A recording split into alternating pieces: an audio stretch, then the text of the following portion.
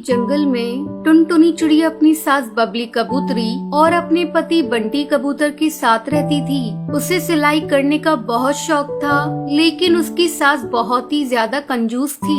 एक दिन बंटी, मैं सोच रही थी कि मैं एक सिलाई मशीन खरीद लूं। आप तो जानते हैं कि मुझे सिलाई करने का कितना शौक है। हाँ, जैसी तुम्हारी मर्जी, तुम ले लो सिलाई मशीन।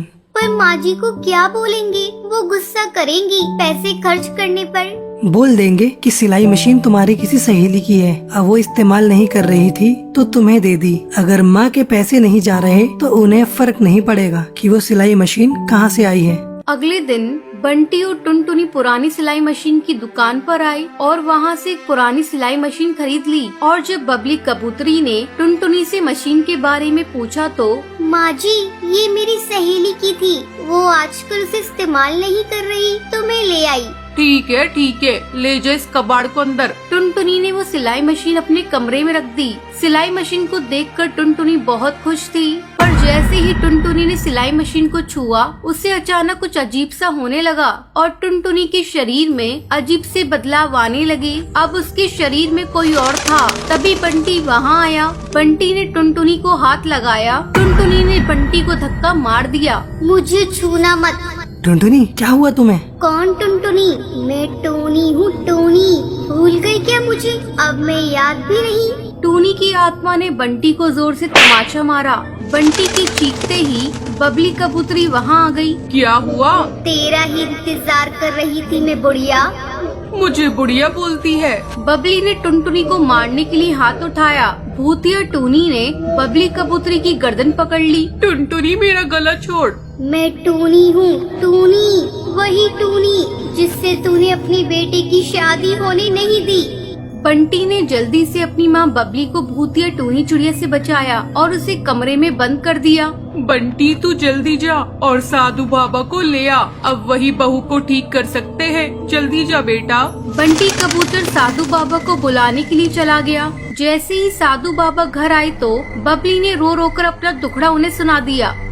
ऐसे कोई भूत प्रेत तुम्हें क्यों सताएगा जब तुमने उसका कुछ बिगाड़ा ही नहीं? वो चिड़िया और मेरा बेटा शादी करना चाहते थे, पर मैंने अपनी बेटी की शादी उससे नहीं होने दी और बस इसी वजह से वो मेरे परिवार को बर्बाद करना चाहती है।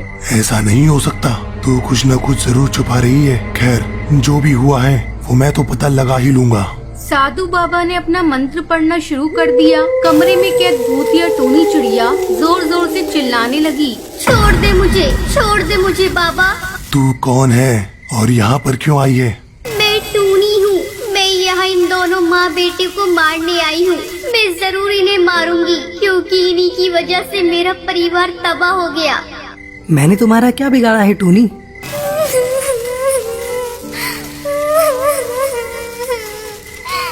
क्या बिगाड़ा है? उस दिन अगर तुम अपनी माँ की बातों में आकर मुझसे शादी न तोड़ते तो मैं और मेरे बाबा जिंदा होते। हाँ, उस दिन तुमने शादी के मंडप में मुझे छोड़ दिया। मेरे बाबा मैं रोते हुए घर गए। बाबा ये बेइज्जती बर्दाश्त नहीं कर पाए। उन्होंने पंखे से लटक कर अपनी जान दे दी।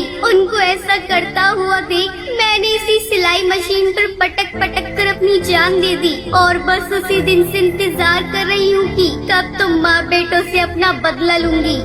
तेरे साथ जो हुआ बहुत गलत हुआ, पर तेरी मौत नियति थी। इसमें इस कबूतर की या उसकी माँ की कोई गलती नहीं थी। जो भी है, मैं इन दोनों को मार कर ही रहूंगी, तभी मेरा बदला पूरा होगा।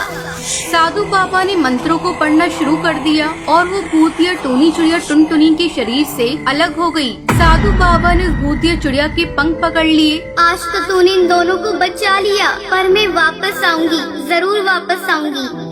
साधु बाबा ने उस भूतिया टोनी चिड़िया को अपनी बोतल में भर लिया। बंटी और बबली ने राहत की सांस ली। टुनटुनी बेहोश हो गई। साधु बाबा वो भूतिया टोनी चिड़िया की आत्मा को अपने साथ लेकर चले गए। टुनटुनी को जब होश आया तो उसे कुछ भी याद नहीं था। सिलाई मशीन की भूतिया चिड़िया की आत्मा अब बोतल में बंद है।